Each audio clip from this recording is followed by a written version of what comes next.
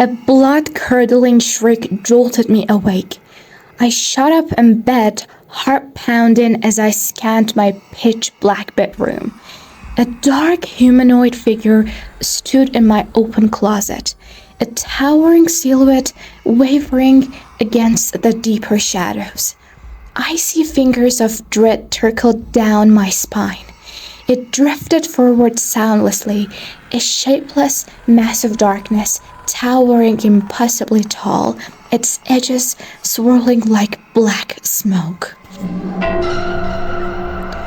Frozen in fear, I watched the horrific entity approach the foot of my bed. It stopped there, blank face staring down at me. Tattered shadows fluttered where its eyes should have been, sinking me deeper into its dead gaze. The inky darkness seemed to ripple as it moved, blinking in and out of existence. I tried desperately to scream or scramble away, but stark terror had rendered me paralyzed. The shadow being blurred and melted before forming, now even taller than before. An overpowering stench of damp earth and decay rolled off it in nauseating waves as an unearthly wail pierced the air. This had to be a nightmare, but the hyper-realistic details, the frigid air biting my skin, the lurid scent clogging my throat, felt terrifyingly real. The dark figure leaned closer, misshapen arms spidering toward me, gnarled fingers grasping like twisted branches. Revulsion and panic screamed through every nerve. I was going to die at the hands of this apparition born of shadows. But as I lay there, the air and the nape of my neck prickled, skin crawling with the sensation of unseen eyes. I slowly looked over at my closet. Darkness pulled within, concealing the rear wall deeper than daylight should allow. And there, hovering amid the impenetrable shadows, an outline of deeper black writhed soundlessly. I blinked hard, but the image remained, a nightmare silhouette standing motionless, staring back at me from the inside the closet. Lurid tendrils of darkness swirled off its misshapen head and shoulders, humanoid but stretched impossibly tall. Tattered umbrella wisps fluttered where its face should have been. I recoiled in dismay and disbelief, but the thing made no move toward me. It just watched, waited. The image was faint compared to the terror of my dream, like a shadow burned into one's vision after staring at the sun, but it was unmistakably real. I leapt from bed, flung open the closet door, and flicked on the light in desperation. Nothing, just shelves and clothing cast in harsh fluorescent relief. But I knew what I saw.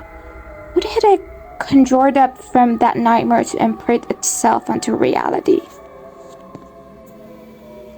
I squeezed my eyes shut, mentally reciting prayers taught as a child. When I tentatively peeked again moments later, the watchful silhouette remained, now more defined with the closet illuminated. Dark claws tipped its spindly fingers, swaying gently like smoke. Revulsion and bone-deep fear choked me. That day, I discovered my closet light had burned out. I replaced the bulb with shaking hands, hesitant to turn my back on the open doorway. Once finished, I slammed the door forcefully, like sealing a portal to hell.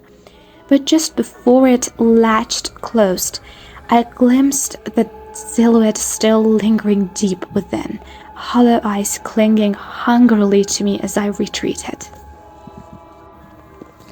Over the following nights, I lay rigidly awake, praying for the abomination to vanish back to whatever nightmare it crawled out of. But each morning the scene repeated. Relief upon waking gave way to creeping dread as I spotted the faint but undeniable outline keeping vigil in the shadows. It never moved anywhere, just watched. But each time I reluctantly checked, it appeared more solid. After a week, skin-crawling details had emerged in the darkness.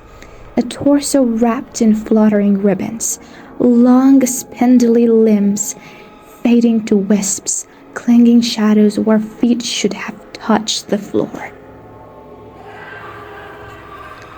By the second week, I jumped at every creak or groan of the old house, eyeing the closet fearfully after sunset.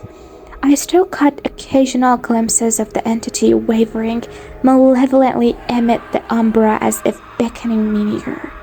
Its presence oozed icy menace.